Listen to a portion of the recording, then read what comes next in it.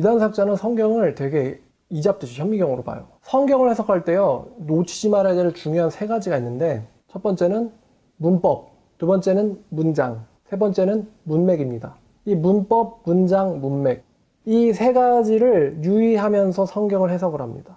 예를 들어서 문법을 무시하면은, 예를 들어 나는 너희에게 보혜사를 보낼 거야. 근데 너희 대신에 나를 집어넣자고. 하나님은 나에게 보혜사를 보낼 거야. 내가 바로 보혜사야. 이렇게 해석이 됩니다. 또 하나님의 말씀은 이러하다. C는 하나님의 말씀이요. 이거 비유법이거든요. 근데 비유법은 A는 B가 아니기 때문에 비유인 겁니다. 너는 번개 같아. 그럼 너는 번개가 아닙니다. 번개와 비슷하다는 거죠. 근데 너는 번개다 라고 해버리잖아요. C는 하나님의 말씀이요. 그럼 C는 하나님의 말씀이요. 비유법이라는 거 빼고 그냥 직설로 보는 거예요. 문법 무시하고. 그럼 C는 말씀이고 요한복음 1장에 말씀은 하나님이고, 그러면 하나님이 뭘 뿌려요? C를 뿌려. 이렇게 해석을 하는데, 여러분 구약에서 C가 제라거든요. 제라. 그러면은 제라가 또 뭘로도 번역이 되냐면 정액으로도 번역이 됩니다. 그럼 하나님이 씨 뿌린다는 건요, 하나님이 정액 뿌린다라고 번역할 수도 있는 거예요. 문법 무시하면 이렇게 되는 거죠. 그리고 말씀 있는 자는 하나님이 함께 하시는 거다. 근데 말씀은 하나님이잖아요. 그럼 제 안에 말씀 있잖아요. 그럼 제 안에 하나님 있고, 나를 본 자는 하나님을 보았거나 어째 나에게 아버지를 보여주소서라고 말을 하느냐. 내가 바로 하나님의 현존이다. 이렇게 주장할 수 있단 말이에요. 왜? 말씀이 하나님인데 말씀이 내 안에 있으니까. 제가 지금 말씀을 전하잖아요. 그러니까 하나님이 내 안에서 대언하시는 거고 나는 하나님의 현존이다. 이렇게 주장할 수도 있거든요. 그래서 문법, 문장, 문맥, 이 세 가지는요, 성경 해석할 때 정말 중요하고요. 이 세 가지에 의해서 단어의 뜻이 결정됩니다. 근데 사이비들이 어떻게 하는지 알아요? 사이비들은요, 이 문법, 문장, 문맥을요, 무시하고요, 자기들이 어떤 사상이 있어요.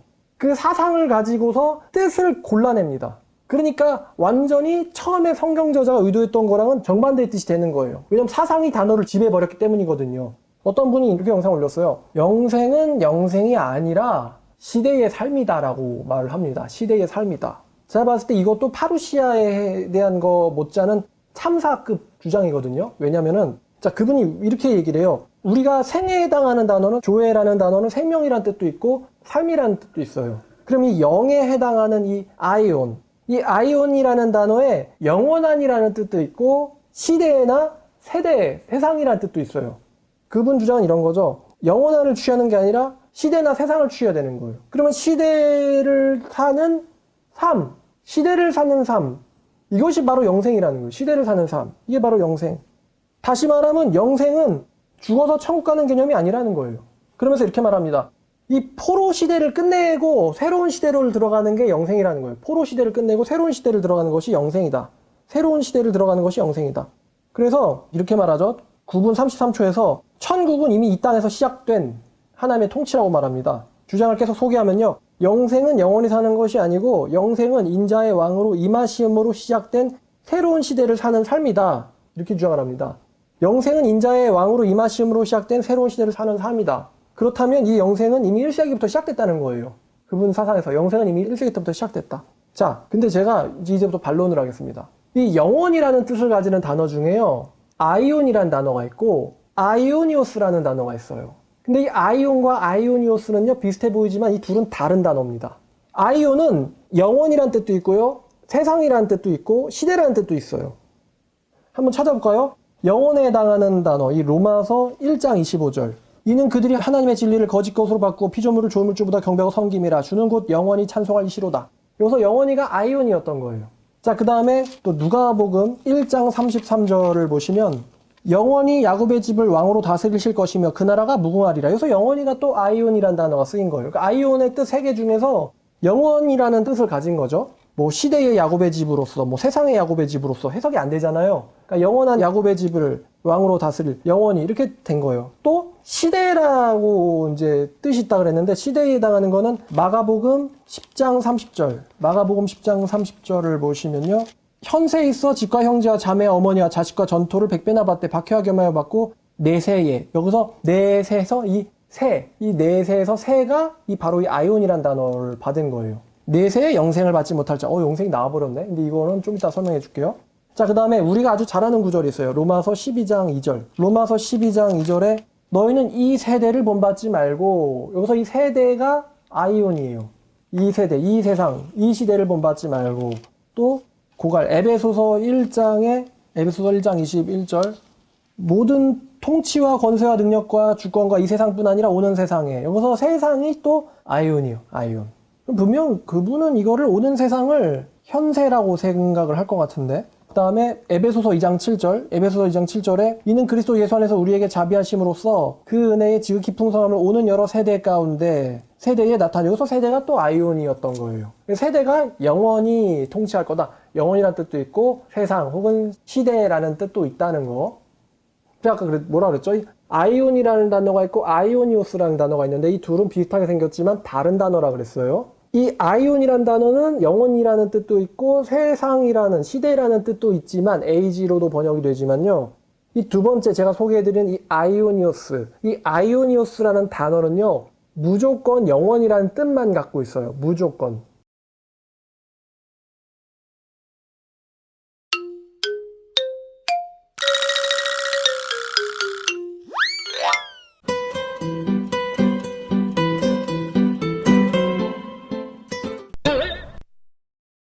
이 아이오니우스에 대해서 제가 원어사전 BDAG를 제가 찾아서 한번 가져와 봤는데 이 아이오니우스의 영원에 해당하는 개념이 세 가지가 있어요. 뭐냐면은 제가 영어로 읽어드릴게요. 1번 To a long period of time, long ago 이런 뜻이 있대요. 그러니까 영원 전부터 지금까지 이런 뜻이죠. 두 번째는 시작도 끝도 없는 기간, 시작도 끝도 없는 기간 영어로 하면 To a period of time without beginning or end. Another word, eternal. 이렇게 얘기해요. 그러니까 어떤 기간은 기간인데 시작도 없고 끝도 없는 기간이에요. 그러니까 영원 전부터 영원까지 이런 뜻을 가져요. 아이오니오스가.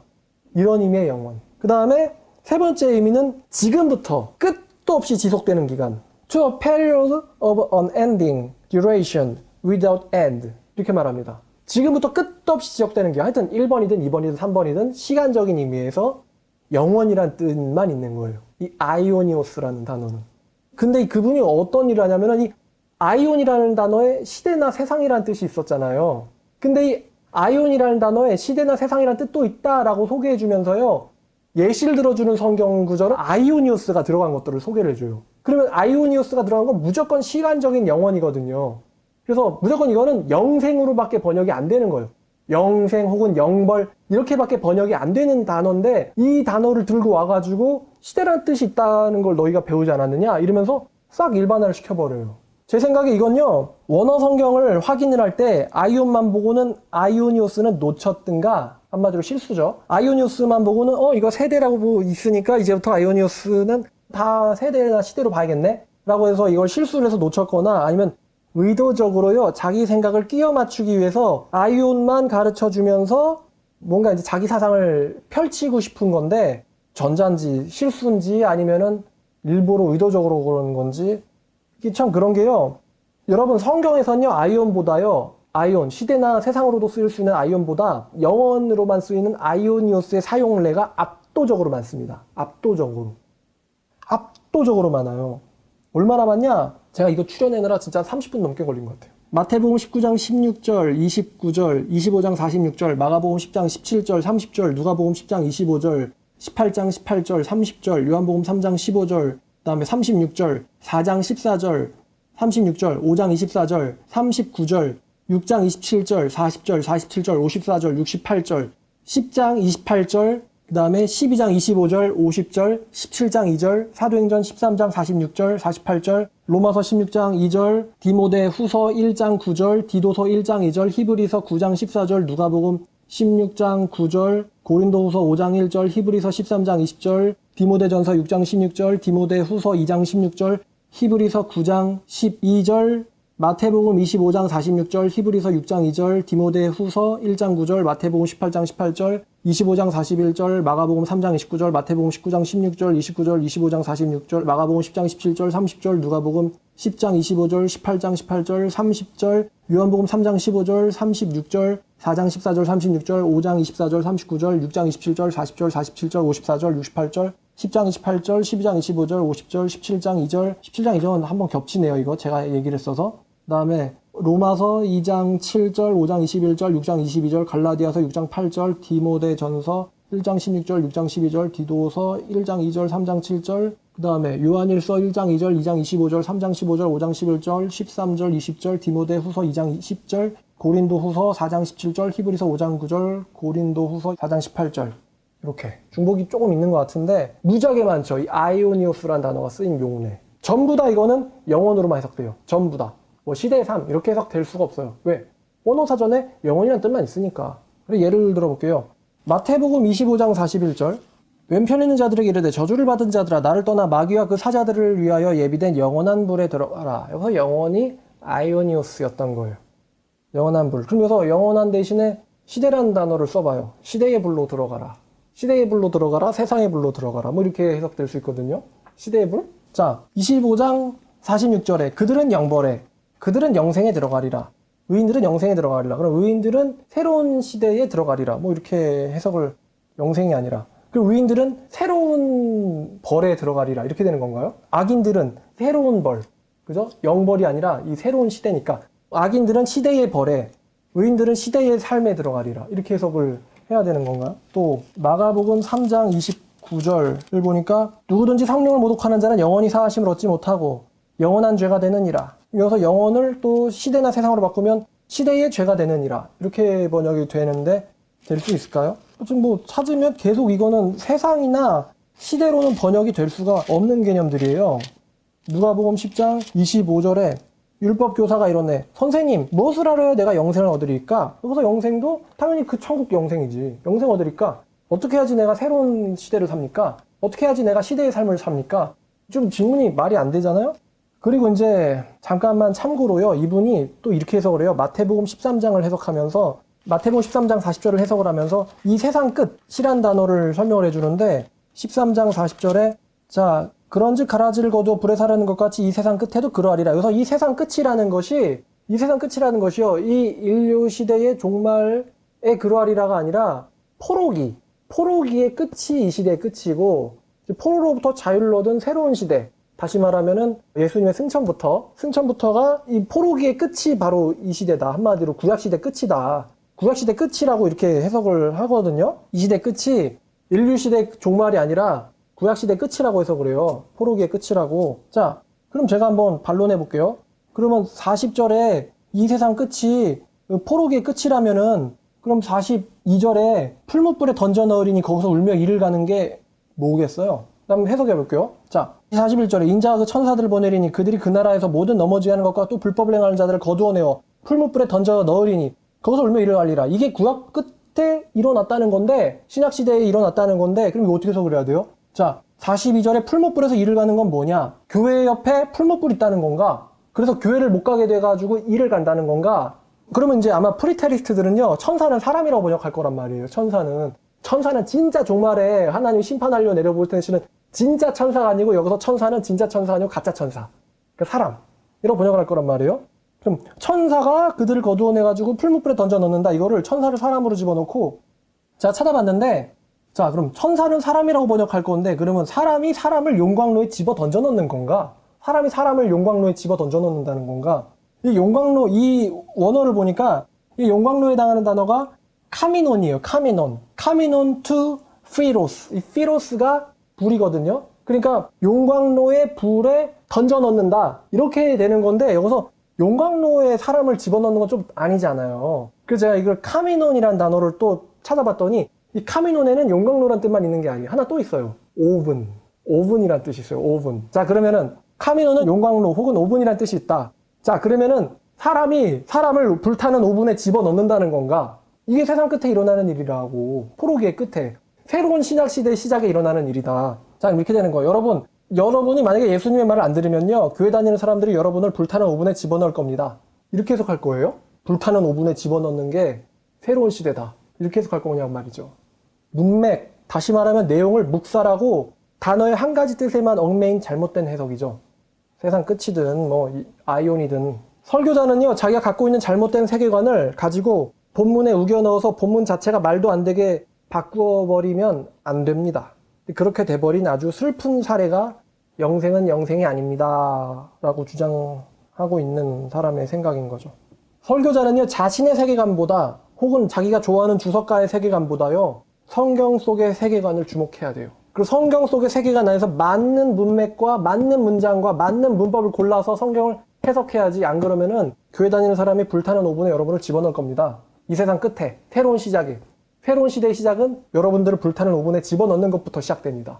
그리고 아까 저희가 봤던 마가복음 10장 30절, 이 마가복음 10장 30절이요, 여기 이게 아이오니오스거든요. 아이온이 아니고 아이오니오스이기 때문에 무조건 영원이라는 개념으로만 해석이 되는데 이상한 해석을 했단 말이에요. 10장 30절. 현세 있어 집과 형제와 자매 어머니와 자식과 전토를 100배나 받되 박해를 겸하여 받고 내세에 영생을 받지 못할 자가 없느니라. 여기 내세의 영생이라, 내세의 세는 아이온이고 뒤에 나온 영생의 영은 아이오니오스거든요. 근데 그거 두 개를 구분을 못했다라고 제가 얘기를 했죠.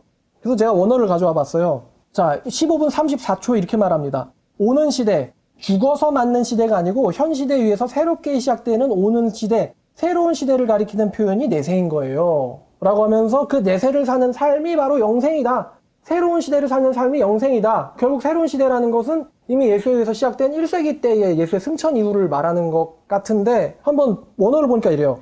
카이 엔토 아이오니 여기서 아이온이 나오죠. 아이오니 토 엘코메노 조엔 아이오니온 이렇게 말합니다. 그러니까 아이오니가 나오고 아이오니온이 뒤에 또 나오죠. 그럼 여기서 아이오니 요거는 영혼으로도 번역할 수 있고 시대나 세대로도 번역할 수 있는, 세상으로도 번역할 수 있는데 당연하지만 한글에서 이거를 영혼이라는 개념을 취하지 않고 세상이라는 개념을 취했어요. 자, 이거 원어를 해석하면은 오는 세상에서 영원한 삶을, 영원한 생명을 허락받지 못할 자가 없다라는 뜻이거든요. 그래서 이제 이거를 내세에 영생을 받지 못할 자가 없느니라고 해석을 한 거예요. 그러면 영원한 생명, 조엔 아이오니온, 이 영원한 삶이 있는 세상을 뭐라 그래요? 이 영원한 삶을 뭐라 그래요? 영생. 자, 그리고 이 영원한 삶을 가지고 있는 사람이 사는 그 세상, 영원한 삶을 가지고 있는 사는 사람이 사는 세상은, 자, 영원한 시간이 있는 곳은 시대가 아니에요. 세상이에요, 세상. 왜냐면은 시대라는 단어보다는 영원이라는 시간이 더 크기 때문이에요. 이게 무슨 소리냐? 내가 지금 영원한 시간을 가지고 있는 사람이에요. 영생을 가졌으니까. 내가 가서 사는 그 세상은요, 거기서 얘기하는 아이오는 시대로 번역되면 안 돼요. 왜냐면은 나는 영원한 시대를 가지고 있는 사람, 영원한 시간을 가지고 있는 사람이에요. 그럼 영원한 시간을 가지고 있는 사람이 시대에서, 다음 시대에서 사는 거는 지금 안 들어가요. 지금 너무 좁아요, 여기는. 그죠? 그러면 영원한 시간을 가지고 있는 사람이 들어가서 살아야 되는 오는 것은 시대가 아니고 오는 세상인 거예요. 이해했죠? 그래서 어디냐? 바로 죽어서 가는, 혹은 하나님이 계신, 혹은 예수님이 오시면 펼쳐질 무슨 나라? 하늘나라. 그래서 세상이기 때문에 오는 세상을 줄여서 내세라고 번역을 한 거예요. 영생을 가진 사람이 내세를 살 것이다. 이렇게 번역을 해야 되는데 새로운 시대에서 사는 새로운 삶이 그게 바로 영생입니다. 이렇게 번역을 한 것은 아이온과 아이오니오스를 잘못, 그러니까 이게 다르다라는 것을 또 놓친 사례죠. 내세의 영생을 받지 못할 자가 없느니라. 영원한 삶이 있는 세상을 뭐라고 하냐? 영생이다. 영원한 시간이 있는 곳은 시대가 아니다. 영원한 시간이 있는 곳은 시대가 아니다. 세상이다. 왜냐하면 시대보다 영원이라는 시간이 더 크기 때문이다. 그래서 시대라고 번역을 안 하고 세상이라고 번역을 한 것이다. 영생이 있는 오는 세상, 즉 천국, 다시 말하면 죽음 이후의 세상, 다시 말하면 내세라고 번역된 것이 맞다. 그래서 오는 시대의 삶이라는 번역은요, 상당 부분 틀렸습니다. 잘못됐어요. 오히려 영생이라고 번역돼야 맞습니다. 오는 시대의 삶이 아니라 영생이다. 조의 아이오니오스를 오는 시대의 삶이라고 번역하셨는데 아이오니오스는 무조건 영원으로만 번역되며 아이온이란 단어랑은 다릅니다. 그러므로 조의 아이오니오스는 무조건 영생으로만 번역됩니다. 그리고 영생은 살아서 얻는다. 영생은 영원한 삶이 아니라 살아서 교회 다니는 삶이라고 주장을 하는데 당연히 이제 틀렸죠. 영생을 살아서 지금 여러분 영생하고 있어요? 예수님을 믿기 때문에 영생이 우리 안에 있을 수는 있죠. 근데 우리가 보통 말하는 영생이라는 개념은 아프면 죽고, 그저 병들면 죽고, 이런 걸 영생이라고 말하지 않아요. 영생의 씨앗을 갖고 있지만 그 영생이 펼쳐지지는 아직 않았어요. 언제부터 펼쳐져요? 예수님이 50이거나 우리가 죽으면. 그래서 그 잠자는 자들아, 뭐해라? 깨어라. 깨어 일어나라. 그 말씀이 떨어질 때 그때부터 영생이 일어난단 말이에요. 지금부터 영생하고 있다. 왜냐면 신약시대를 사니까, 새로운 시대를 사니까. 마치 신천지교회랑 비슷하지 않아요? 영생 한 단 깨. 자, 또 하나 좀 잡아내면 요한복음 4장 23절에 아버지께 참되게 예배하는 자들은 영과 진리로 예배할 때가 오나니 곧 이때라. 아버지께서 자기에게 이렇게 입양할 자들을 찾으시느니라 이렇게 얘기하면서 이 오는 시대를 사는 것이 바로 이때라고 말하거든요. 오는 시대를 사는 것이 바로 이때다. 근데 여러분, 오는 시대는요, 프리테리스트들은 뭐라고 주장하냐면요, 새로운 시대를 AD 70년 이후에 시작되는 걸로 보고 있어요. 왜냐면 예수님의 말대로 성전이 뿌개져야지, AD 70년 성전이 뿌개져야지 새 시대가 시작되거든요. 그리고 이분의 해석을 가져오더라도 새로운 시대는 언제부터 오느냐? 파루시아, 그분의 개념이 파루시아, 예수님이 승천하면, 예수님이 하나님의 나라에 왕좌로 등극해서 오면, 왕자로 등극해서 임하면 그때부터가 이제 새로운 시대가 시작되는 거거든요. 근데 지금 요한복음 4장인데 예수님 벌써 승천했나요? 승천했나요? 아니죠. 그러니까 이때가 이때다 그러면 여기서 또 안 맞는 거예요. 아직 예수님 승천 전이고 예루살렘도 파괴 전인데 벌써부터 오는 시대가 왔냐? 아니라는 거죠. 자, 결론 및 신학적 위험성. 천국 내세의 영생을 부정하는 듯한 말을 하고 기존의 개념을 뒤엎고 있으며 신약시대의 교회 다니는 삶이 영생이라는 주장을 하고 있습니다. 자, 교회 다니는 삶이 영생이라면은 교회 다니는 애는 무슨 짓을 해도 지옥 갈 수가 없는 겁니다. 왜냐면 이미 영원한 삶을 얻었기 때문에. 자, 그러면은 반론이죠. 현세에서 영생할 수 있습니까? 현세에서 영생 못합니다. 아니면 전천년주의자들이 얘기하는 천년왕국이 도래하면 그때는 지상에서 영생할 수도 있겠죠. 근데 그분은 전천년도 믿질 않아요. 무천년이지. 현세에서는 영생이 안 됩니다. 두 번째, 성경이 교회만 다니면 무슨 짓을 해도 지옥 안 간다고 가르치지는 당연히 않죠.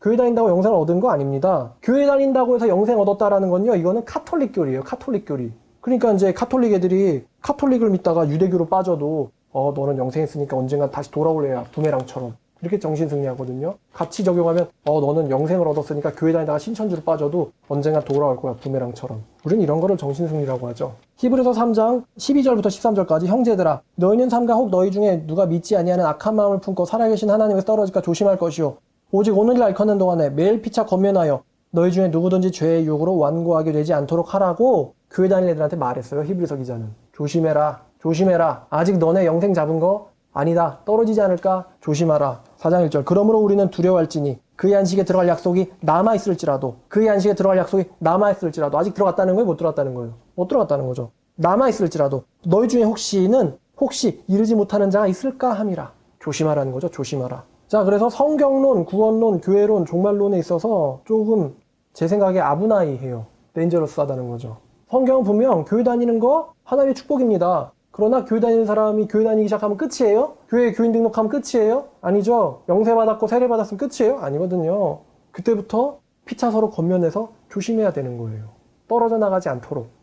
자, 여기까지 영생은 영생입니다 라는 제목으로 말씀드렸습니다. 감사합니다.